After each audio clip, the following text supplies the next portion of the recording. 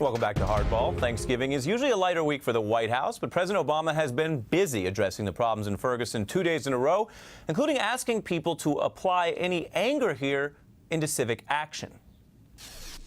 The bottom line is nothing of significance, nothing of benefit results from destructive acts.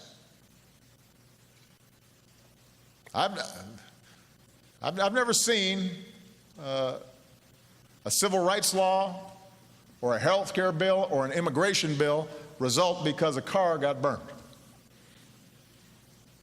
It happened because people vote. It happened because people mobilize. It happened because people organize. It happens because people look at what are the best policies to solve the problem. That's how you actually move something forward. It is too early to know whether the protests continuing around the country that we're monitoring tonight will move things forward. But is voter mobilization really a realistic way to move things forward for many of the most marginalized in Ferguson? Jonathan Capehart asked Wesley Lowery, reporting on the ground there, whether protesters might connect with local officials there, given all the talk of a more civic response. Well, Lowery offered a bracing reply, quote, "This is a disenfranchised populace. They don't vote for their elected leadership and don't feel represented by them. So why would they turn to them for leadership now?" A fair question. Let's take it to the Hardball Roundtable. Pulitzer Prize-winning Washington Post columnist Eugene Robinson, Ebony Magazine's Zerlina Maxwell, and MSNBC political analyst Jonathan Alter. Gene, why would we ask or expect that kind of civic participation now?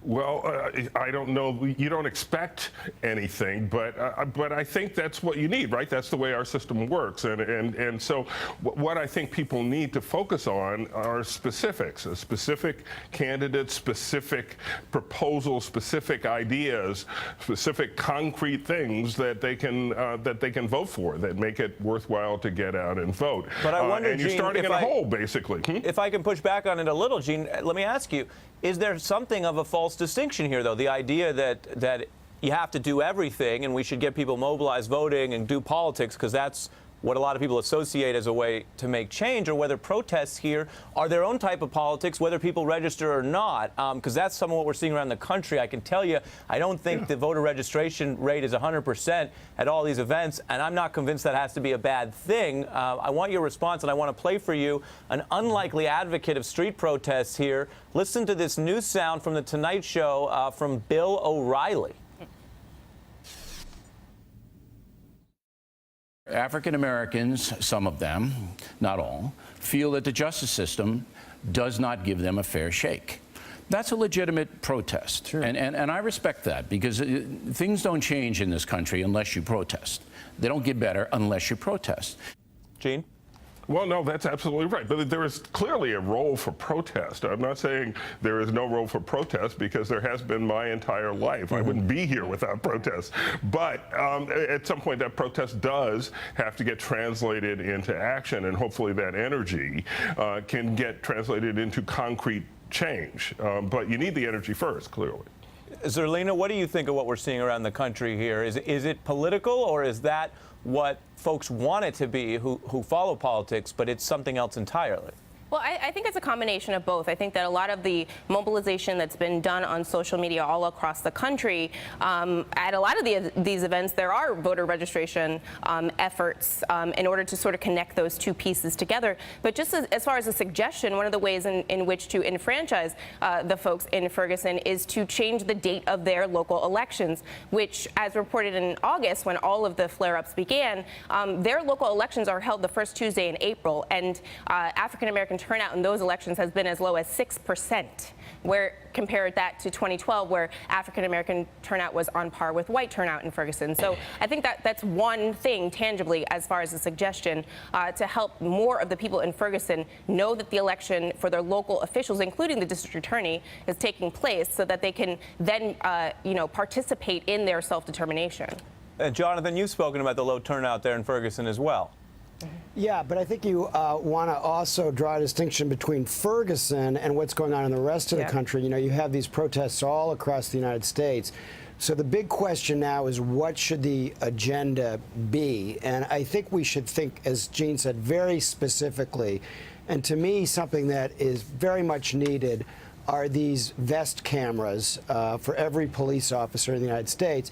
And I was interested to hear that Sean Hannity the night before last said that he thought that was a good idea too. The resistance to it comes from the law and order community, which doesn't like change. They don't like anything new, even if it could be a really useful tech fix, which isn't going to end the harmful treatment by the criminal justice system in all cases, but it will improve things. And as it happens, President Obama, when he was an Illinois state senator, negotiated a compromise between prosecutors and defense attorneys that led to the videotaping of interrogations in Illinois criminal cases. It's been very helpful. It's been very helpful for the prosecution and for the defense and for the search for truth. The same thing is true of a vest cam. We have the technology. Imagine if we had had it in this case, how much further along we would be in the fact finding. So let's get that done and have these protests be the energy that drives this particular reform. Such an important point. And Gene, Jonathan's talking about fact-finding and how having a system to find the facts that was transparent would be useful here. Doesn't this seem to go to one of the distinctions in this new wave of what some are calling a different civil rights movement than the old days? In the old days, a lot of segregationists knew exactly what they thought and what they wanted to hold on to. Here, there seems to be an actual factual underpinning dispute as America debates what happened here, just as they did with Trayvon Martin, just as they so often do. And Gene, speak to us about why the transparency in the grand jury has been such a big issue on this one. Well, it is because there are these different narratives of what happened in this case and what happens in every case, and the narratives tend to align with political views and socioeconomic status and all sorts of things that should not bear on the actual fact of what actually happened. Cameras would take us a long way toward being able to determine that. Another thing that would take us a long way is, a trial in open court where everything could be aired and witnesses could be cross-examined properly, and we could perhaps get closer to the truth. I think we do get closer to the truth in criminal trials. And just we will briefly, not have that opportunity here. And just briefly, Zerlina, how much of there is an age gap here for a new generation that's growing up with video phones? Oh, I think there's a huge age difference. I've had a lot of discussions with my parents who grew up in the 60s, obviously, and they were focused on more of the looting and the fires and the violence, and not so much on the fact that there were protests that were peaceful protests all over the country. So I think that we do need a little bit of education in terms of telling our parents and our grandparents the ways in which we are organizing, and then they can teach us the way that we did it so that there's best practices all around. All right, very interesting. All of you stay. So Eugene, Zerlina, and Jonathan will be back after the break. We're going to talk about what kind of person President Obama also wants as his new defense secretary. This is Hardball, the place for politics.